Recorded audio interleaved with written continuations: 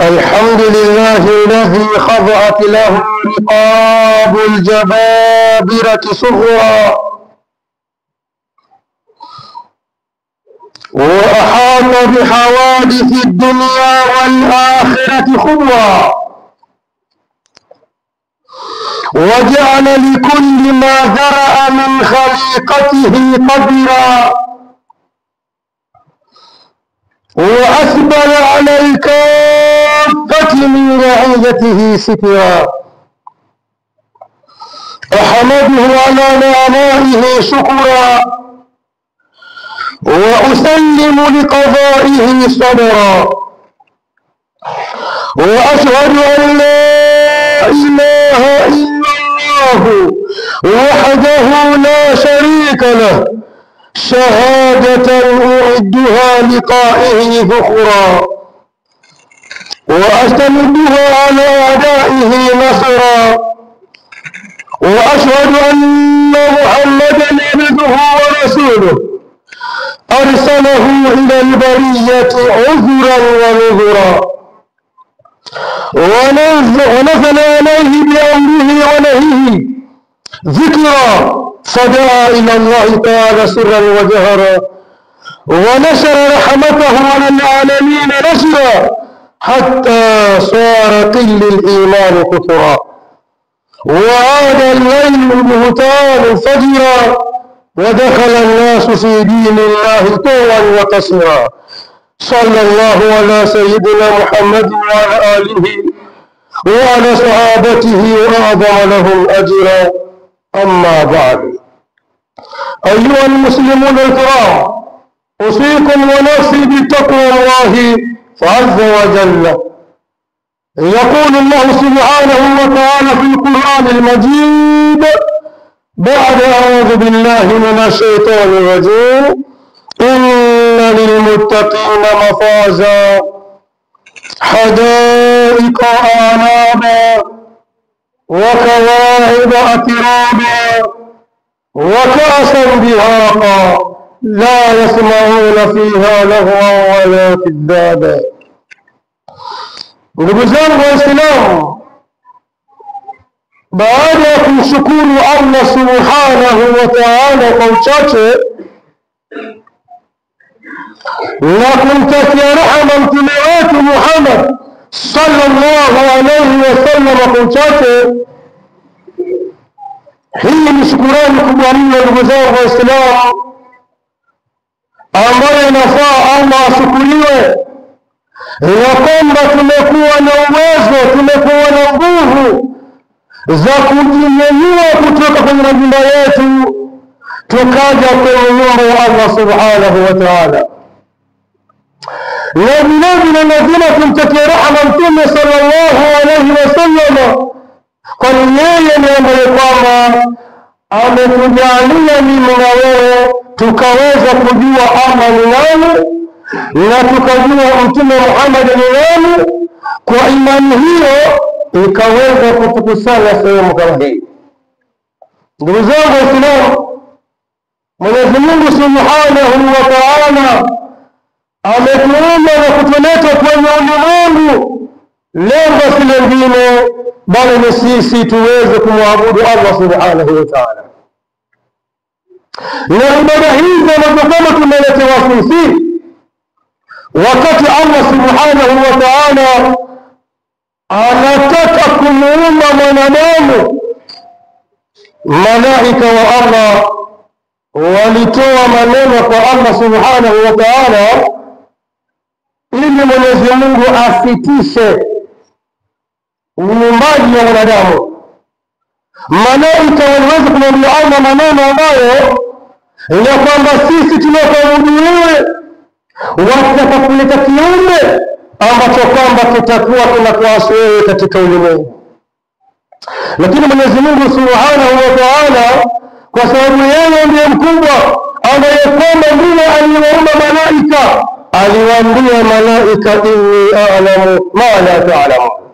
Malaika walipoambiwa hivyo waliweza kutulia, Allah akafanya kazi yake ya kumuumba mwanadamu. Lakini pamoja na hivyo, yale maneno ambayo kwamba malaika wanazungumza yanaathiri au ni maneno ambayo kwamba unaweza kusema ni ramli, kwa sababu walijuaje ya kwamba Mwenyezi Mungu wataka kumuumba wanadamu ambaye kwamba atafanya ufisadi katika ulimwengu na atamwaga damu katika ulimwengu. Hawa malaika sio Mungu, walijuaje kwamba mwanadamu akiumbwa hayuko, lakini atakuja mwaga damu na atakuja kufanya machafu katika ardhi. Hiyo ni ilmu pevu. Malaika walijuaje? Na ni kweli, pamoja na kuwa Allah alisema inni a'lamu ma la ta'lamun, pamoja na kuwa Allah alisema hivyo, lakini yale maneno ya malaika yanafanya kazi. Ndugu zangu Waislamu, lengo la Allah kutuumba sisi ni sisi tufanye ibada ili tuweze kuipata pepo yake. Pepo hii, ndugu zangu Waislamu, wanadamu wako na tabaka. Ardhi hii iko na tabaka, mbingu ziko na tabaka, pepo ziko na tabaka.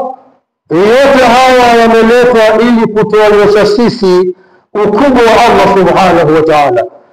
Kwani kwenye wiki, ndugu zangu Waislamu, kuna siku kubwa. Katika miezi kuna miezi mikubwa. Katika manabii kuna manabii wengine wamezidi ukubwa. Katika mbingu kuna mbingu wamezidi ukubwa. Yani hii hali yote imeletwa ili mwanadamu aweze kuona na aone kwamba ukubwa wote huo bado haujafika ukubwa wa Allah subhanahu wa ta'ala.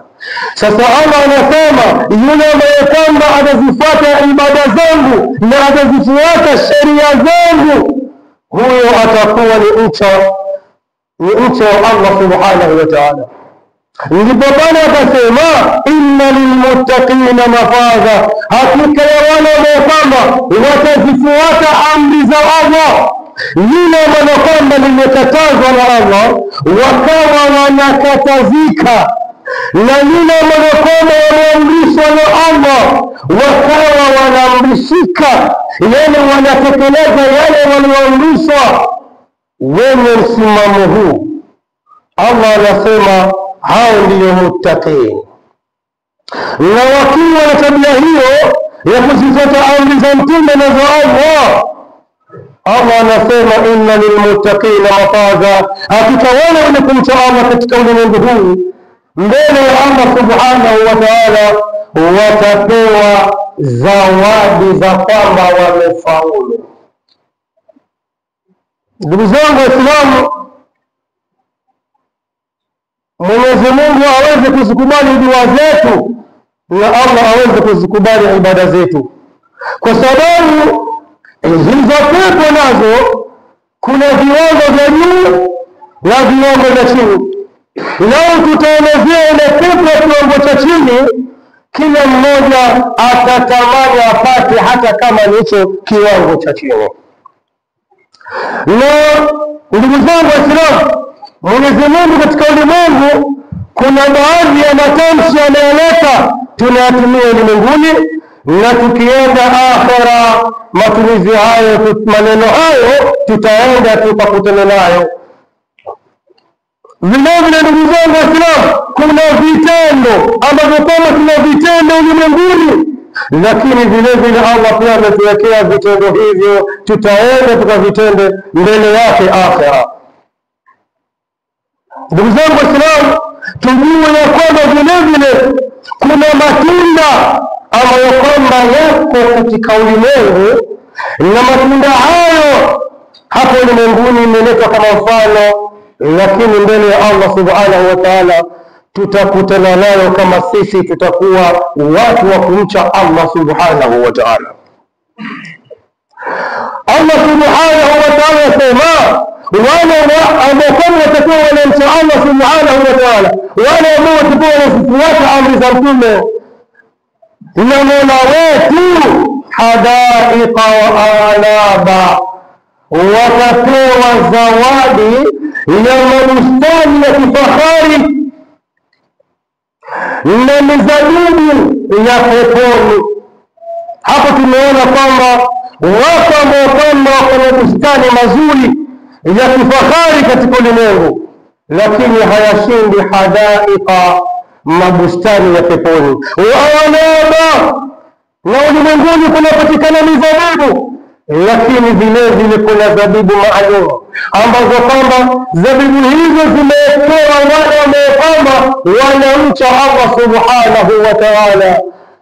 Matunda haya ndugu zangu Waislamu yamewekewa wale ambao kwamba usingizi umekubamba, usingizi umeingia kwenye mwili kisawasawa, wenzako wanavuta mashiti, wewe unanyanyuka unaenda ukaswali swala ya alfajiri.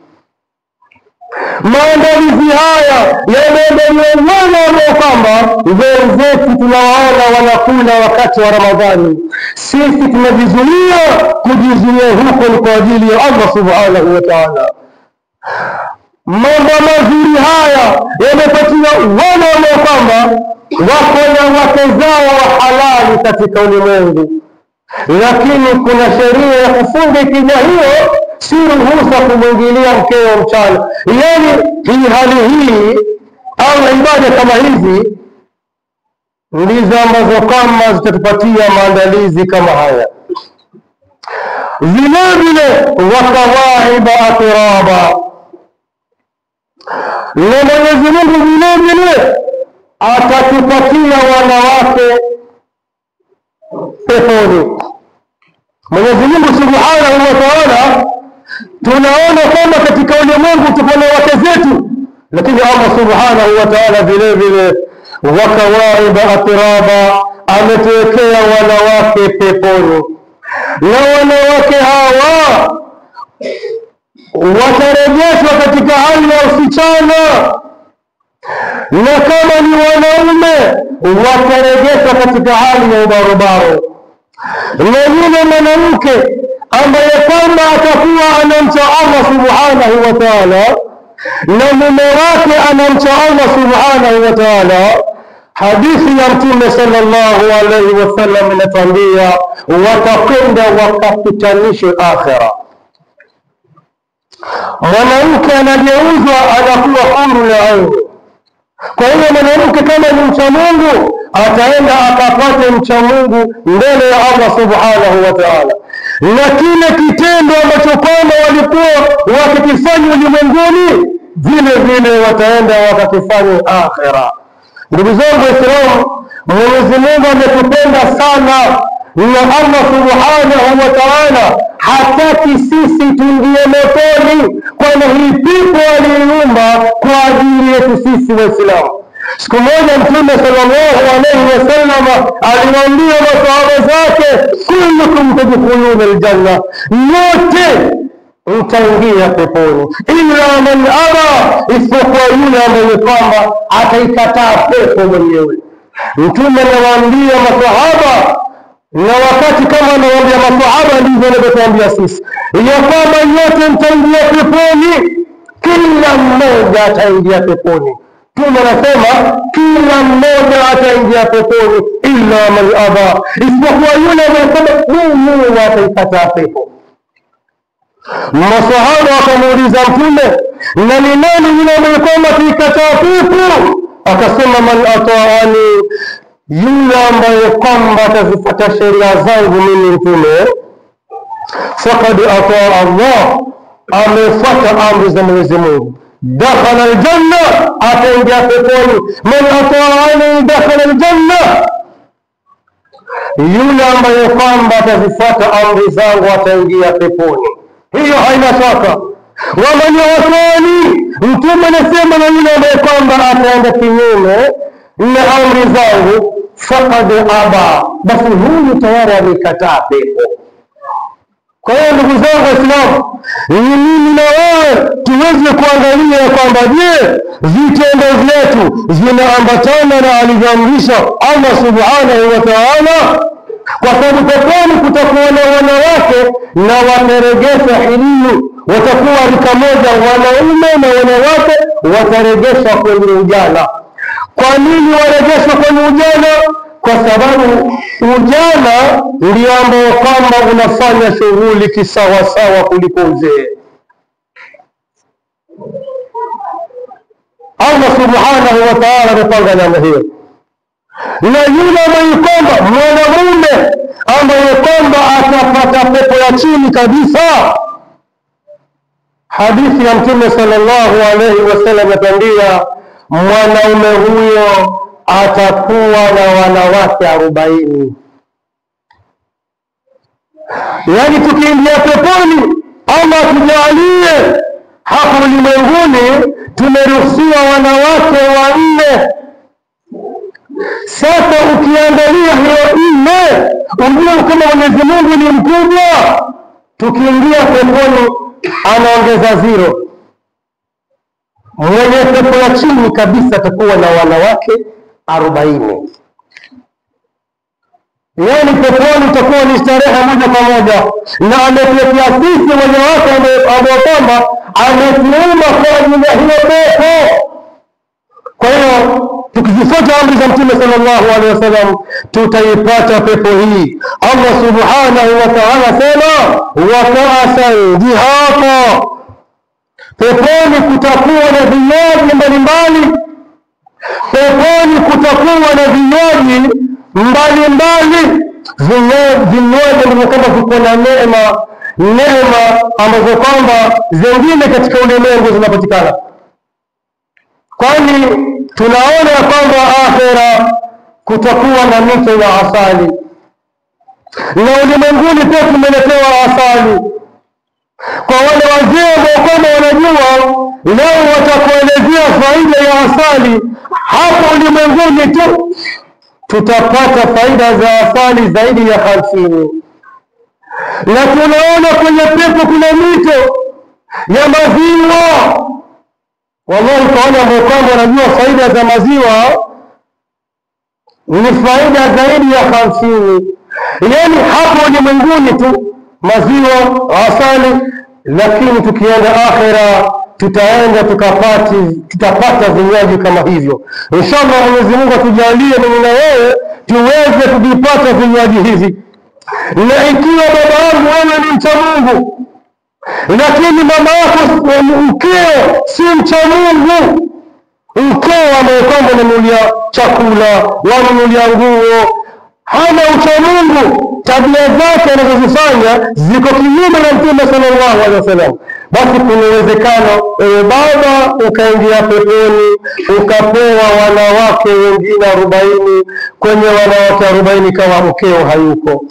Na yule mwanamke ambaye kwamba atamcha Allah lakini bwana wake anajifanya hamnazo, kuna uwezo mkubwa yule mwanamke akaingia peponi akaenda akaishi na wanaume wa peponi, lakini mumewe wa ulimwenguni akaingizwa sehemu nyingine. Mwenyezi Mungu atuepushe na hizo sehemu mbaya. Peponi ndugu zangu Waislamu, Allah subhanahu wa ta'ala anatuambia la yasma'una fiha lagwan wala kidhaba, hakuna maneno ya upuzi peponi ndugu zangu Waislamu.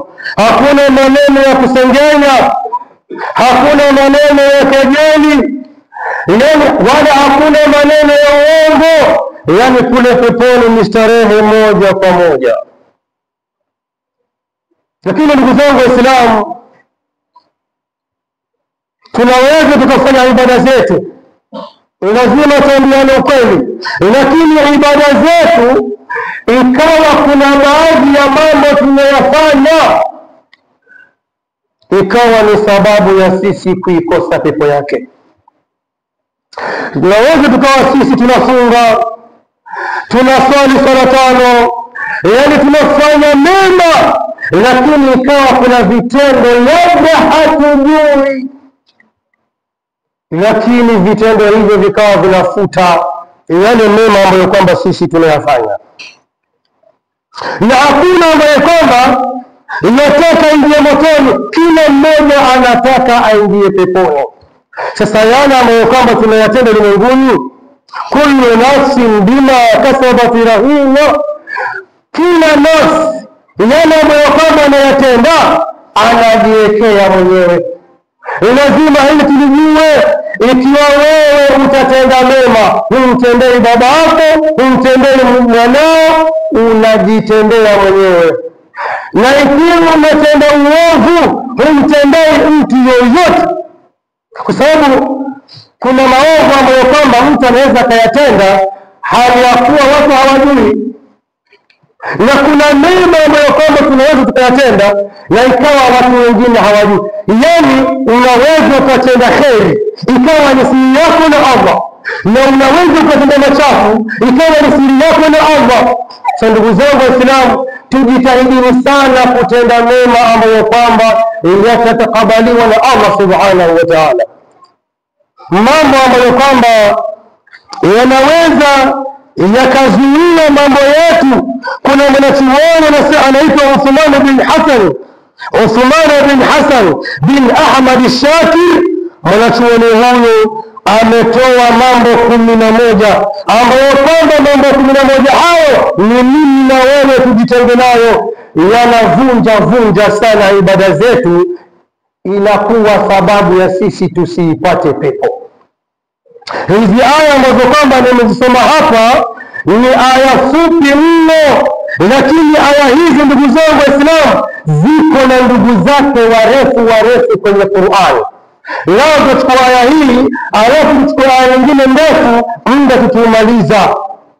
Lakini ndugu zangu Waislamu, maadamu twasali, twafunga, tunatoa sadaka, tunafanya kila kitu cha heri, tujiepusheni na mambo haya 11.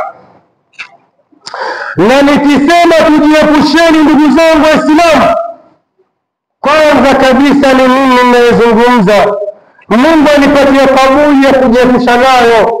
Pili ni nyinyi ndugu zangu ambao kwamba nimewafikishia ujumbe huu, muweze kuchukua na muweze kujiepusha na haya ambayo kwamba nitayazungumza ndugu zangu Waislamu. Na hivyo ndivyo vinavyojulikana, kwa sababu katika sharti, miongoni mwa masharti ya Ijumaa, lazima yule khatibu aseme usikum wa nafsi bitaqwa Allah. Hiyo ni lazima, hata atoke Madina, atoke wapi, akitoa hutuba ya Ijumaa lazima aseme usikum wa nafsi bitaqwa Allah.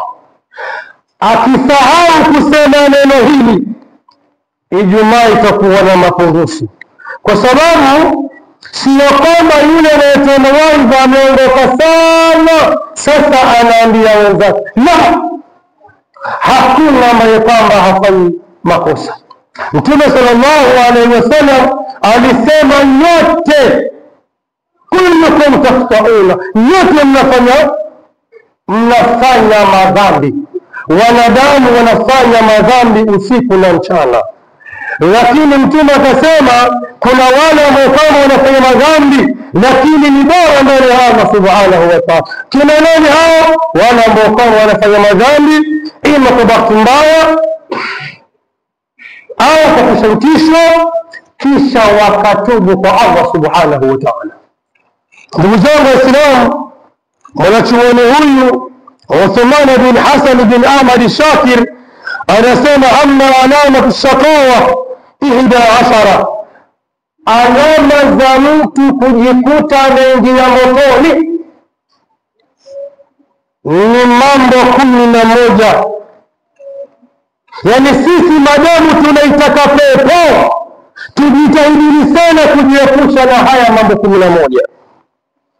Kama muda uturuhusu tutayazungumza yote, na kama muda hauruhusu nitayafupisha. Anasema hivi, awwaluha, jambo la kwanza ambalo kwamba mtu anafaa jiepushe nalo isije ikawa sababu ya kuikosa pepo na mazuri yake. Anasema an yakuna harisan ala jam'i al-mal, ni mtu kuwa na tabia ya pupa ya kukusanya mali. Yani ikiwa mimi na wewe tuko na pupa ya kutafuta mali, hii ni alama miongoni mwa alama za watu ambao kama wanaweza wakaikosa pepo. Kwa nini?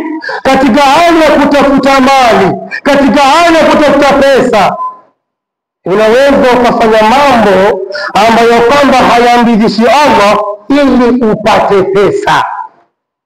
Sio kwamba Muislamu amekatazwa kutafuta mali. Muislamu ameruhusiwa kutafuta mali na Allah subhanahu wa ta'ala. Lakini alhirs, kule kuwa na pupa, uko na shilingi 40,000 lakini waziona chache, uko na 200,000 lakini waziona chache. Sasa kuna uwezekano ukafanya mbinu ili upate pesa kwa haraka au pesa zisikutoke. Sasa zile mbinu ambazo kama unazifanya ili uonekane uko na pesa, zinaweza zikawa ni mbinu ambazo kwamba hazimridhishi Allah subhanahu wa ta'ala. Hapa mahala pakuwa na mapana sana. Mtume anasema, huyu mwanachuoni anasema ni mtu kuwa na pupa kwa kutafuta mali. Wallahi, ili wewe uwe na maduka 5, maduka 6, ili wewe nawe uwe na gari, wallahi unaweza ukaingia sehemu zisizofaa kuingiwa.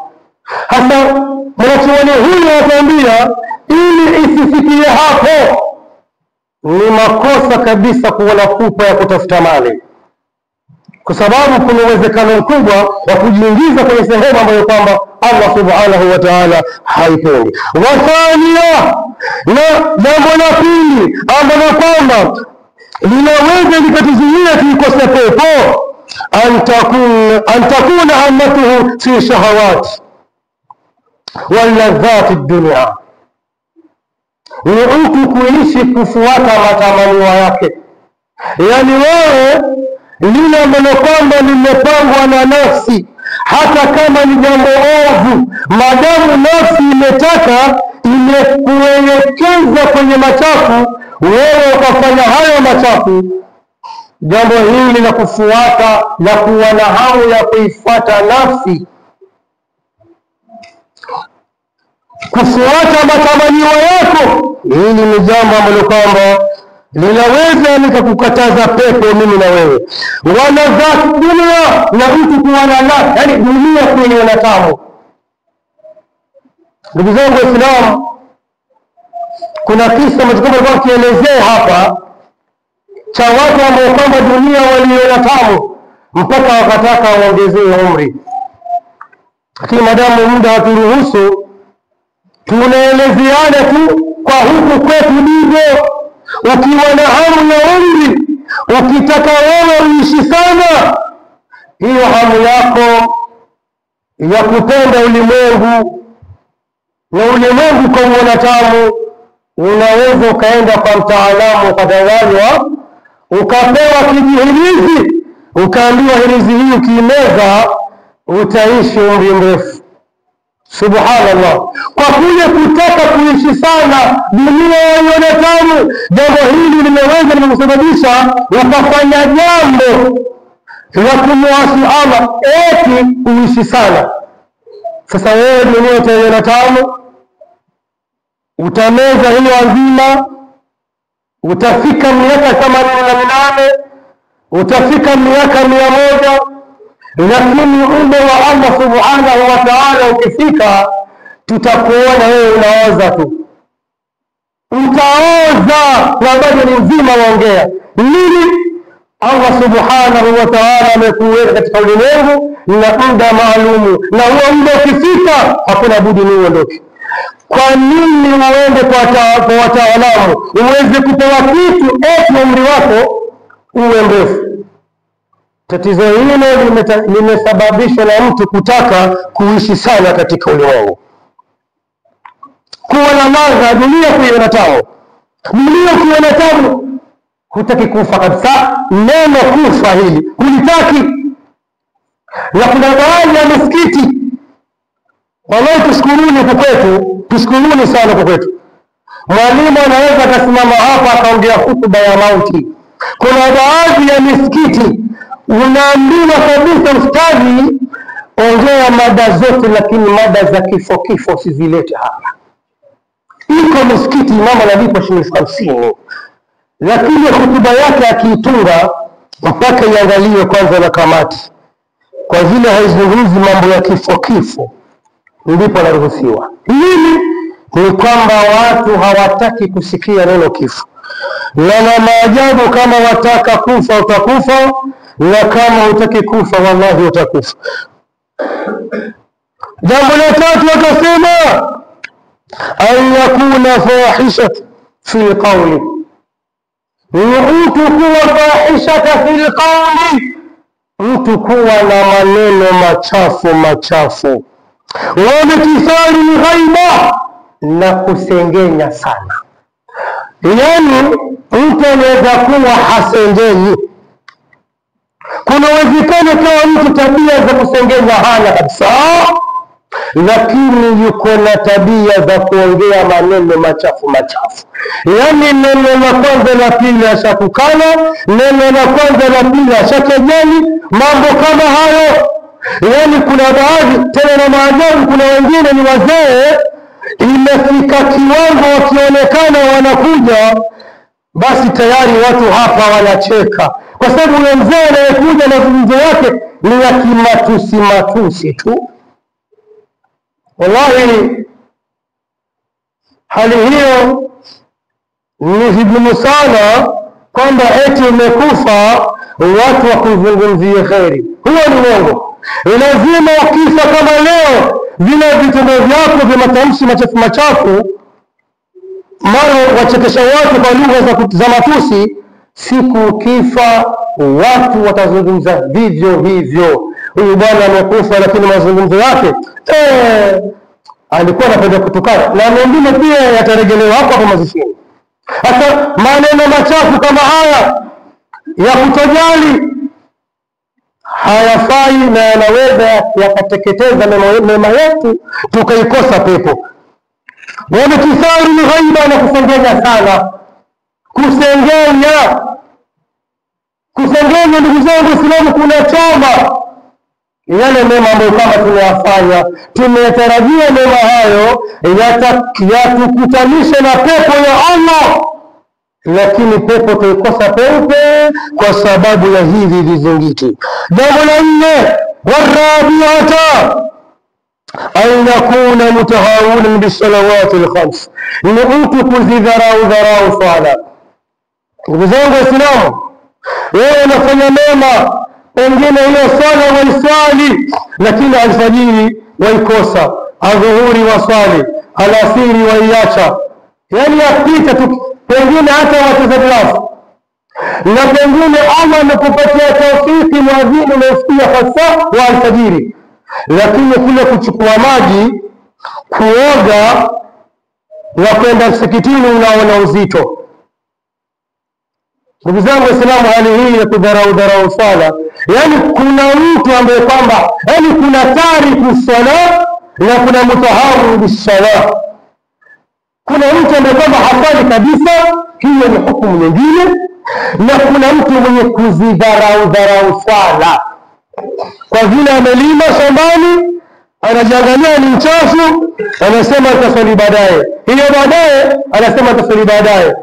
Labda swala alasiri kuna mtu ameahadiana naye amlipe pesa zake, ndipo anaenda kasali swala alasiri, tena mwangalia akimwona yule pale yuwasali. Sasa hali hii iko na uwezo mkubwa wa kutunyima pepo ya Allah subhanahu wa ta'ala. Mwenyezi Mungu atuepushe na hilo. Jambo la tano akasema an takuna suhbatuhu ma'a al-fujjar, ni mtu kuwa ni mtu mwema hasa, lakini marafiki zake watu waovu. Yani wewe ni mwema, vitendo vyako ni vya wema, lakini marafiki zako ni waovu. Ukiwa na tabia kama hii, inaweza mkubwa wa kunyima pepo ya Allah subhanahu wa ta'ala. Akasema wasadisatu, na jambo la sita ambalo kwamba inafaa tujiepushe nalo, an yakuna si al-khulq, mtu kuwa na tabia mbaya, tabia mbovu. Mtu kuwa na tabia mbovu, yani tabia zako ni mbaya. Mahindi yakipotea shambani, watu wanasema fulani huyo. Mwenyewe alilima njugu akizikosa, fulani huyo. Labda nazi zaangushwa, fulani huyo. Yani tabia mbaya, tukisema tabia mbaya ni kila aina ya tabia mbaya. ukiwa na tabia mbaya utaikosa pepo. Mtume sallallahu alaihi wasallam alituambia, aliulizwa na Mtume, ni jambo gani ambalo kwamba mtu akilitenda ataingia peponi moja kwa moja? Akasema, taqwallah wa husnul khuluq, ni mtu kumcha Allah na kuwa na tabia nzuri. Kwa hiyo ukiwa na tabia nzuri basi wewe utaingia peponi, lakini ukiwa na tabia mbaya kutakuwa na uzito. Wasabia, na jambo la saba, an yakuna mukhtalan fakhura, ni mtu kuwa anafanya machafu halafu anajifakhiri nayo. Ndugu zangu Waislamu, mimi napita kwa haraka, lakini kila kipande hapa kina hadithi zake na kina visa vyake kwa Qur'ani na hadithi za Mtume sallallahu alaihi wasallam. Yani mtu anafanya machafu kisha anajifakhiri. Yani wallahi Mwenyezi Mungu atuepushe. Mtu anaweza akamtongoza mwanamke akaenda naye sehemu anajua yeye, ikawa ni yeye na yeye, lakini baada ya hapo mtu anajifakhiri kwa machafu hayo, kwamba wallahi kusema kweli yule mwanamke nilimvurumiza kiasi ambacho kwamba hata nisahau tena. Yani mtu anaambia wenzake kwamba yule mrembo nilimvurumiza hata nisahau yule. Au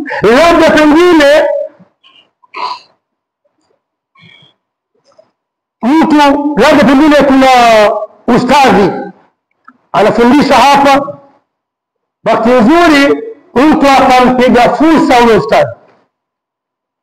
Au kuna duka pale naendelea, mtu akajipiga fursa likaka duka, halafu mtu anajifakhiri ya kwamba alijifanya anajua sana, mbona sahi hayuko? Hasa kama wewe ulisema fursa, ile fursa ilikasaidia mpaka yule mtu akaondoka, au ulifanya fursa lako duka likafa, sahi tutateseka tuenda Tiribe, tutateseka tuenda Mangawani. Inafaa utubu kwa Allah subhanahu wa ta'ala, uliyafanya mwenyewe wewe na Mungu wako. Leo machafu hayo unajifakhiri nayo. Mukhtalan fakhura, mtu mwenye tabia ya kufanya machafu na kujifakhiri na machafu hayo. Tukisema machafu ni kila aina ya machafu, ndugu zangu Waislamu. Jambo lingine ambalo kwamba inafaa mtu ajiepushe nalo,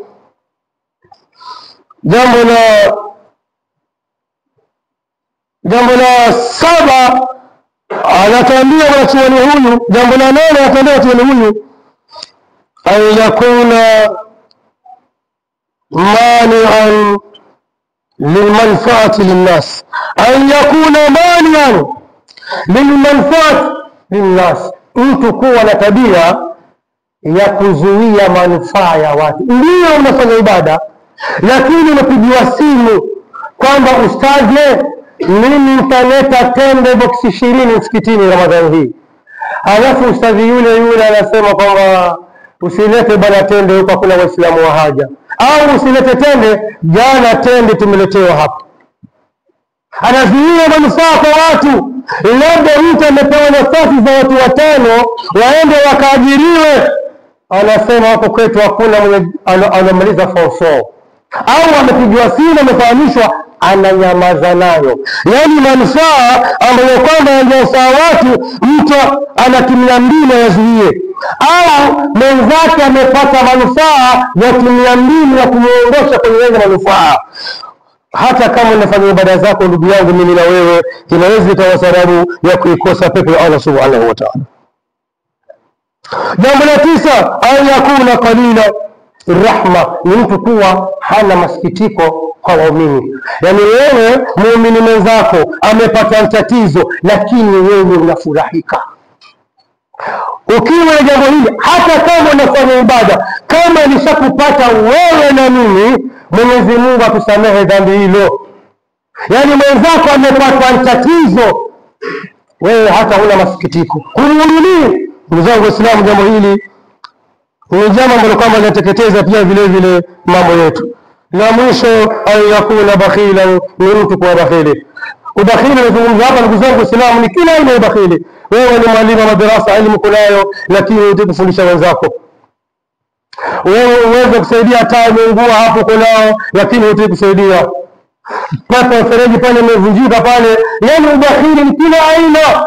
Au pengine kuna watu wanagombana na Mungu amekujalia kauli ya kwamba ukizungumza nao vile vita vitaisha, lakini wewe ukanyamaza na hekima yako hiyo ulionayo ukasema watajua wenyewe. Ndugu yangu, huo ni ubakhili. Ubakhili pengine uko na nguo mpaka uzivae, mwenzako aenda msikitini nguo zimeraruka, lakini kule kumpatia tu nguo mbili kwamba miaka wa 6 uzivae, humpatii. Huo ni ubakhili. Yani ubakhili unaingia kila nyanja, ndugu zangu Waislamu.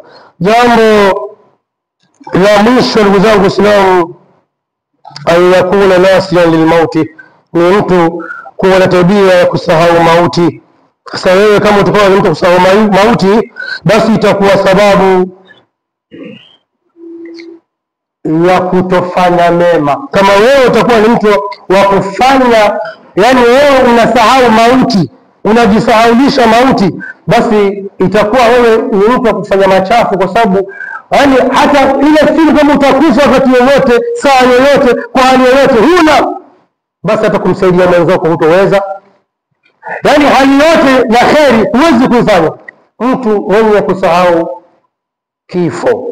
Mtume sallallahu alaihi wasallam, hapa kuna hadithi alizungumzia, akasema ya kwamba mambo manne, tabia 4, alizungumzia tabia 4 tu, lakini wallahi tabia 4 hizi mtu akiwa nazo ni sawa sawa na haya 11 ambayo tumezungumza, halafu mara 3 yake. Mambo manne tu, lakini kwa vile muda umetuacha, ndugu zangu Waislamu, Mwenyezi Mungu atusamehe makosa yetu ambayo kwamba tumeyatenda. Mwenyezi Mungu atupatie umri ambao kwamba uko na neema. Mwenyezi Mungu atupatie baraka kwenye mambo yetu ambayo kwamba tunayafanya ya kheri, na kila jambo la kheri Mwenyezi Mungu ambalo kwamba tunalifanya aweze kulikubali, na Mwenyezi Mungu atupatie nguvu za kuweza kumshinda shetani. Udi Allah wa antum muqinuna bil ijaba.